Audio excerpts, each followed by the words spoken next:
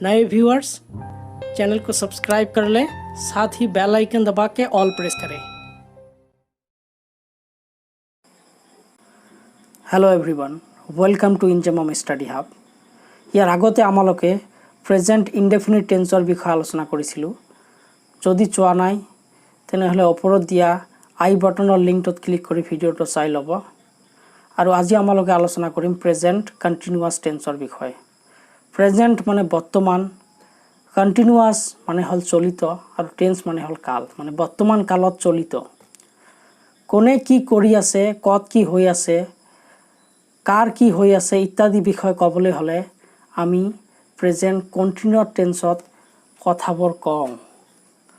অসমীয়া বাক্য এটাত ভাৰ্বটো যদি খাই আছো, গৈ আছো, শুই আছো ধৰণৰ হয়, ইংৰাজীত হেয়াই হল প্ৰেজেন্ট কন্টিনিউয়াস টেন্স।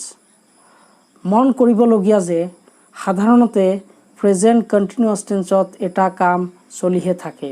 কামটোৰ আৰম্ভণি বা শেষ হোৱাৰ বিষয়ে কোনো উল্লেখ নাথাকে, অকল চলি থকাটোহে বুজায়।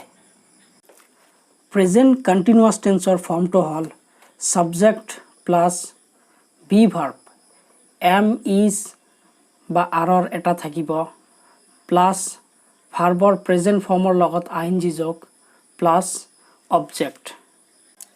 সাবজেক্টৰ বিষয়ে ক'বলৈ গ'লে যেনেকুৱা আই, উই, ইউ, হি, সি, দে এইবোৰেই হল সাবজেক্ট।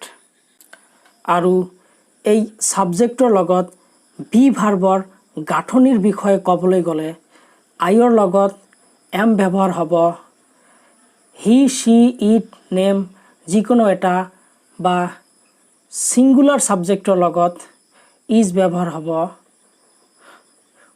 উই, ইউ, দে বা এটাতকৈ অধিক বা প্লুৰেল সাবজেক্টৰ লগত আৰ ব্যৱহাৰ হ'ব। তো বলা এতিয়া এক্সাম্পল লৈ যাওঁ। মই পঢ়ি আছো। পঢ়ি আছো কামটো চলি আছে, যেহেতু কন্টিনিউয়াস টেন্সৰ ডেফিনেশ্যনটোই হ'ল কোনো কাম চলি থকা বা হৈ থকা। মই পঢ়ি আছো, ময়ৰ ইংৰাজী হ'ব আই আৰু আইৰ লগত বি ভাৰ্ব কি বহিব, এম। কি হ'ব, আই এম। পঢ়াৰ ইংলিছ ৰিড, যেহেতু ভাৰ্বৰ লগত আই এন জি ব্যৱহাৰ হ'ব কন্টিনিউয়াস টেন্সত, তো কি হ'ব, ৰিডৰ লগত আই এন জি যোগ দিলে ৰিডিং। তো কি হ'ব, আই বি ভাৰ্ব বহিব এম আৰু মেইন ভাৰ্বৰ লগত আই এন জি হ'লে reading, I am reading. Next এক্সাম্পলটো চাওঁ। আমি খেলি আছোঁ। তো আমিৰ ইংৰাজী উই আৰু উইৰ লগত বি ভাৰ্ব বহিব আৰ, উই আৰ। প্লেৰ পৰিৱৰ্তে কি হ'ব, প্লেয়িং, উই আৰ প্লেয়িং। তৃতীয় এক্সাম্পলটো, তুমি টিভি চাই আছা। তো you are watching TV. Next example, সি শুই আছে, হি ইজ স্লিপিং।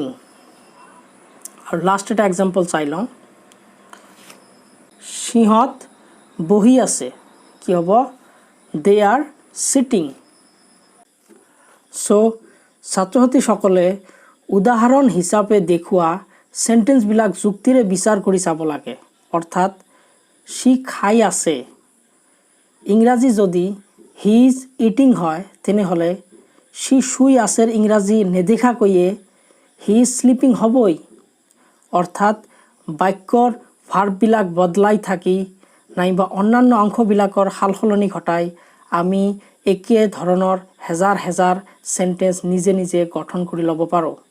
আৰু আমি নিতেও পঢ়া টেবুলত বহি এইদৰে এটি এটি সেন্টেন্সৰ পৰা অন্যান্য সেন্টেন্স মনতে ভাবি ভাবি অনুশীলন কৰাটো অতি প্ৰয়োজনীয়, তেতিয়াহে আমাৰ ফ্লুৱেন্সি আহিব। চ' আজি ইমানেই, আৰু আশা কৰোঁ যে এই ৰুলটো প্ৰেক্টিছ কৰাৰ পিছত যিকোনো চলি থকা কামৰ বিষয়ে আপুনি ইংলিছত ক'ব পাৰিব। So' hope for the best and have a great time.